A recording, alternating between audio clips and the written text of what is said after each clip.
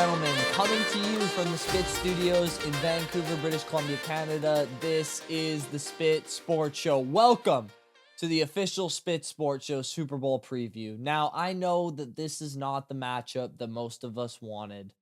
Listen, and there are a million reasons for that. I could list them off the top of my head. We've literally seen this exact matchup a couple of years ago. It's the Chiefs, who everybody is already sick of winning and making it to Super Bowls every single season. They've already reached that Patriots level of just disgust and anguish, which is honestly impressive for a franchise to go from lovable underdog against the Patriots like 7 years ago to they're already just blame the refs. Mahomes has dark magic. NFL has it scripted for them within a very short time frame.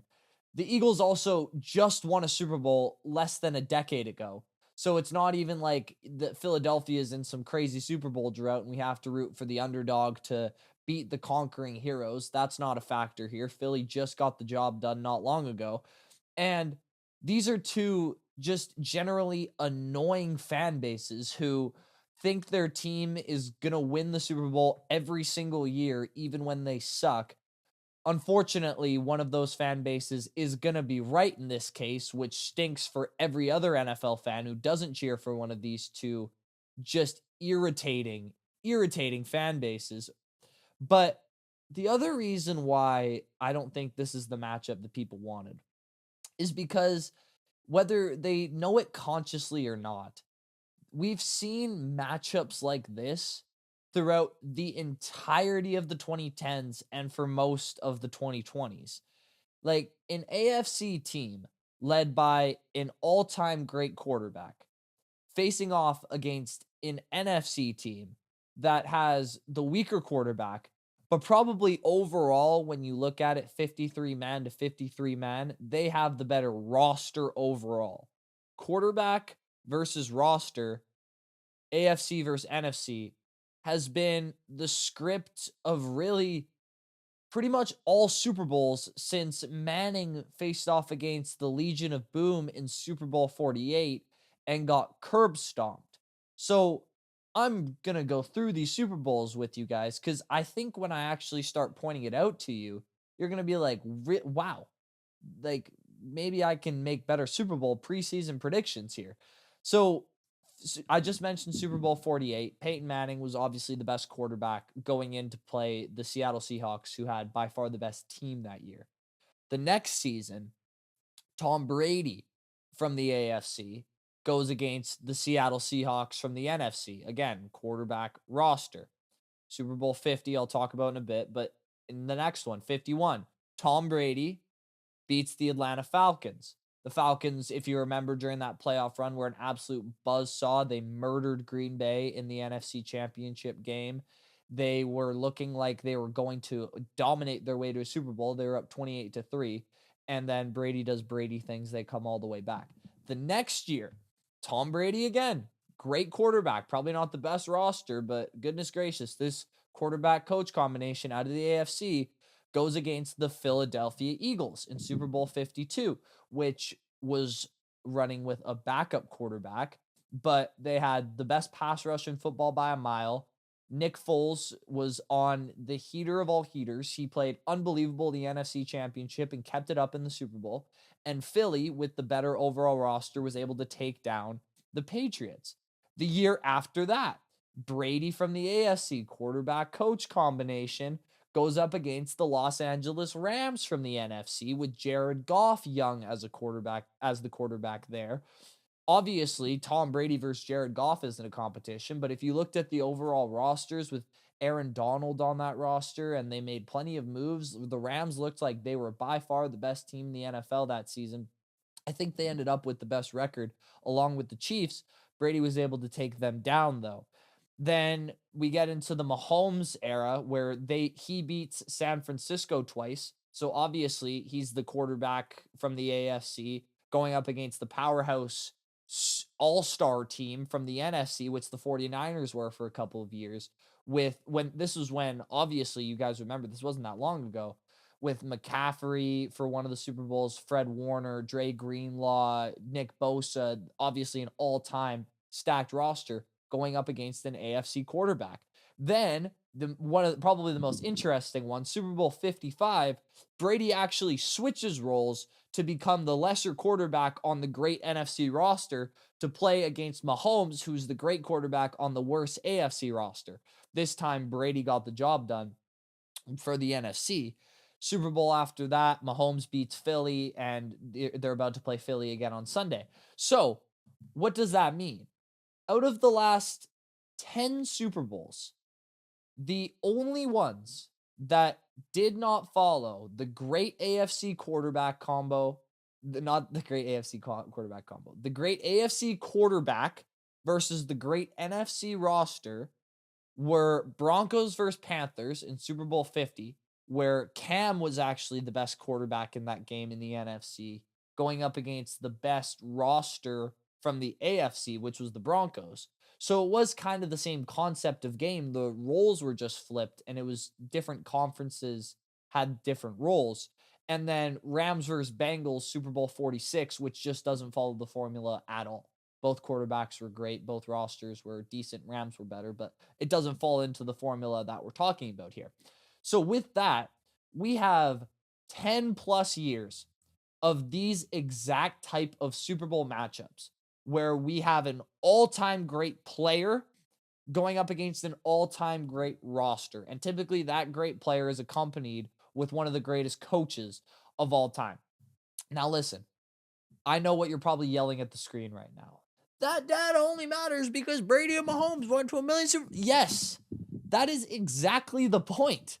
Mahomes is in this game that I'm going to be talking about here in a second. So I think it's relevant to bring up past Super Bowls, which these two, I think we can say it now for sure, the two best quarterbacks of all time happen to be in most of them. So I'm able to take the data from their certain Super Bowls and see how often they've gotten the job done.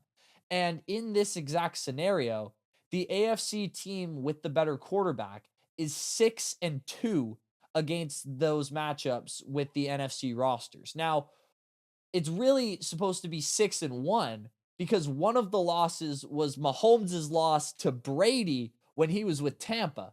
So if you want to look at it like Brady was the best quarterback during that time, he really wasn't. Mahomes was, but Brady is still that GOAT level of quarterback. So it really should be 6-1 because that game is weird. But regardless, you get my point.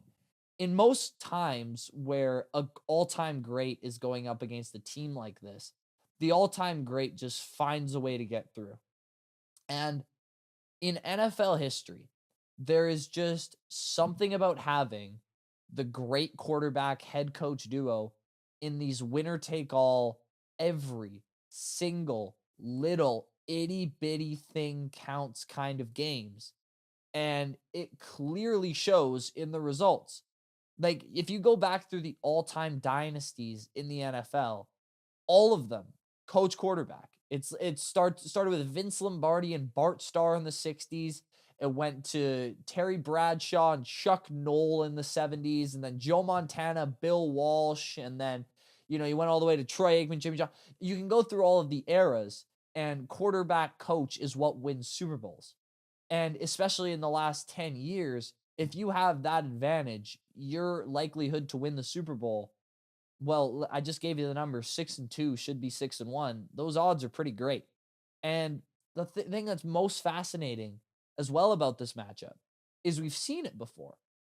Like the last time both of these two teams played each other, both quarterbacks played out of their minds. Jalen Hurts had the best single game of his entire life. I'm not exaggerating. Regular season, postseason, college. That was the best game he ever played. But the biggest play that both of those quarterbacks made in that game were for Jalen Hurts, the fumble where he just dropped the ball and the Chiefs returned it for 6. It didn't seem like that was going to be the game-breaking play at the time, but the way the script turned into, it was really, you have to steal one possession in that game. It was a shootout, and Jalen Hurts gave away that possession by just flatly dropping the ball on the ground. And the biggest play Mahomes made was that 26-yard scramble to get them in field goal range to win the game. So what I'm saying is there's levels to quarterbacking. And when you have a guy like Mahomes in this game, like sports, people don't understand, isn't really about the competition per se. Sports is the number one TV product in the world. And what do we know about TV shows? TV shows have main characters and they have side characters. They have the main guy whose story you follow throughout, and then you have guys season by season who will come in and out of their lives, causing different issues and progressing the story forward. Think Tony Soprano and Richie Aprile and, all of Jimmy and all these different guys coming into his life throughout the years. But the main character is the main character. Patrick Mahomes to me is simply the main character in this era of the NFL. And I think it would just be silly to bet against that in this game. I don't care if this take sounds shallow. I have 10 years of data from these best quarterbacks of all time being in these games, and they don't lose them very often. So why would I think this time is going to be any different? Why? Because Saquon Barkley's in the backfield? I don't know. Is he all that much? Is what he's doing this season all that much better than what Christian McCaffrey did last season? I mean, maybe a little, but they're definitely comparable. And Mahomes was obviously able to beat the 49ers because it just seems like these guys always find a way to come through in the end. Add on to that, this is the biggest game Mahomes is ever going to play. Like, if the Chiefs win this game, this is the greatest dynasty in the history of the NFL. 4 Super Bowls in 6 years, made it to 5 out of the 6 years, made it to the conference finals every single year, and obviously a three-peat would be included in that, which has never been done before. And he's probably never going to have another chance to do it. So you have maybe the most motivated Patrick Mahomes going into a Super Bowl he ever has been and ever will be.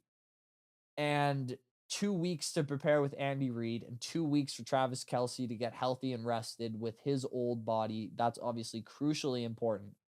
Betting against the Chiefs here to me is blasphemous, and it is not something I will be doing. The line has moved all the way down to 1 on some sports books, and I am just hammering that because, like I said, NFL is a TV show. There's main characters and side characters. I'd personally, if I could, I would bet on Tony Soprano. Anyways, thank you all so much for watching. As always, I want to know, am I insane for my Super Bowl take and prediction? Let me know in the comments below. I love having discussions about sports down there, and I'm small enough as to where I can respond to all comments, so please leave something down there. Please leave a like if you enjoyed what you heard today. Please subscribe if you really enjoyed it. The Spit Sports Show just hit over 400 subscribers. Holy goodness gracious. Thank you guys so much. And until the next one, I will see you all in a bit. Peace out. Love you guys.